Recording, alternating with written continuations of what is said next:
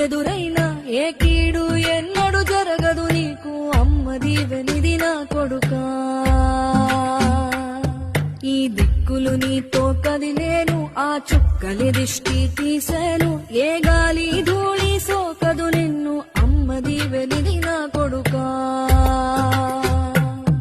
ఏ పిడుగుల చప్పుడు వినపడినా ఏ బూచోడికి నువ్వు భయపడినా ఈ చీకటి నిన్నేం చేయదులేరా అమ్మ దీవెనిది నా